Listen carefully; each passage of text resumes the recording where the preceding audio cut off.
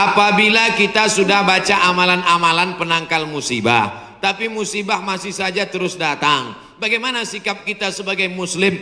Man lam yardha bi qada'i, siapa yang tidak ridha menerima takdirku, walam yasbir bi balai, siapa yang tidak sabar menerima ujianku, falyatlub rabban siwaya, carilah Tuhan selain aku.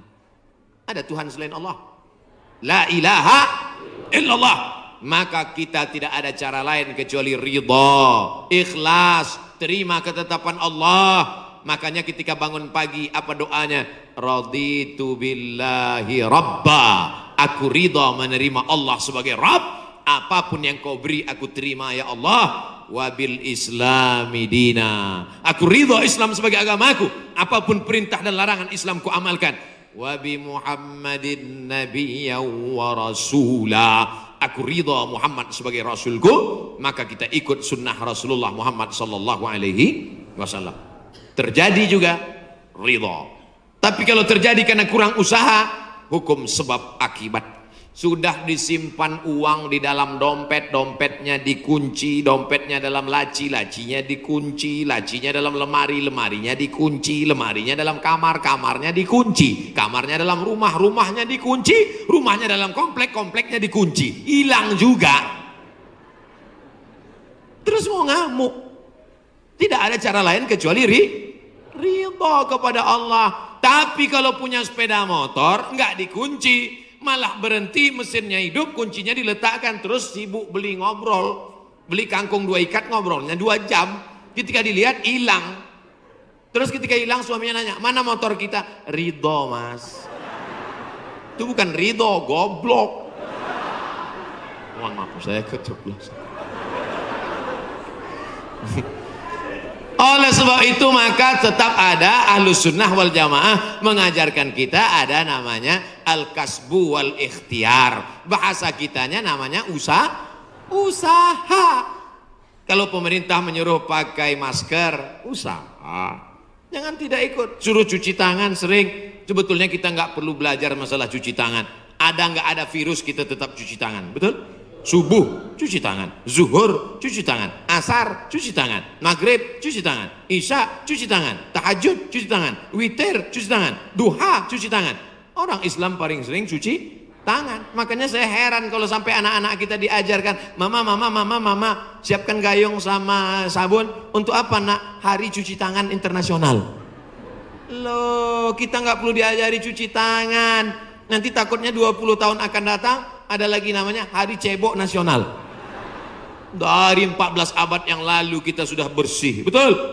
Tidak akan ada bakteri bersarang di ujung-ujung jari kita karena kita paling sering cuci tangan. Tidak akan ada bakteri yang bersarang di ujung kuku kita karena kita paling potong kuku hari Jumat. Kalau seminggu tak akan mungkin kukunya panjang. Makanya Nabi berkata, asfaraka, kukumu kenapa panjang?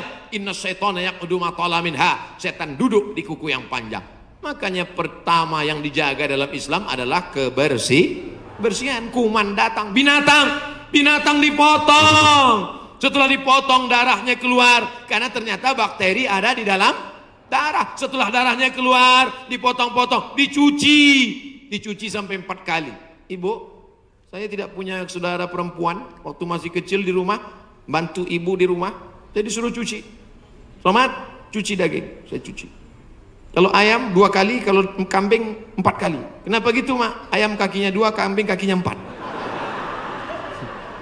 Saya nggak tahu anak kecil. Sekarang saya baru tahu, ternyata ayam dagingnya putih, darahnya nggak banyak, 2 kali sudah bersih. Tapi kambing sekali masih merah, 2 kali masih merah, 3 kali agak pucat, 4 kali bersih. Setelah itu baru dimasukkan, dibuang airnya, disolawatkan, baru dimasak. Mereka tidak, kambing tidak dipotong, kambing matinya di stunning. Ada pistol, tapi pelurunya nggak keluar, ditahan.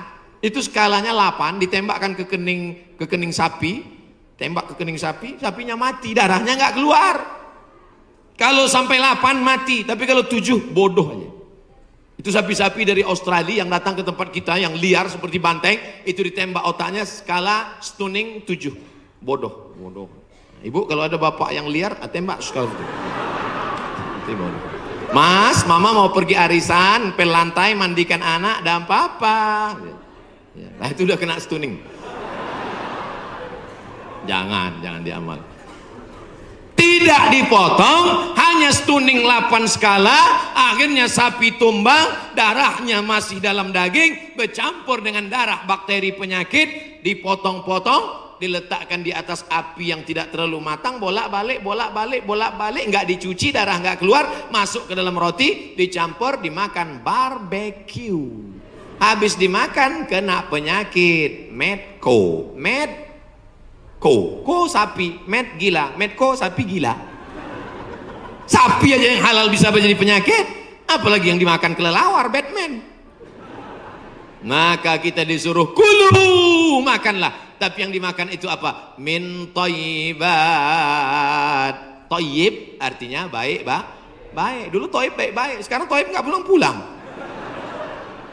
Mohon maaf Pak Thayyib nyantur sini.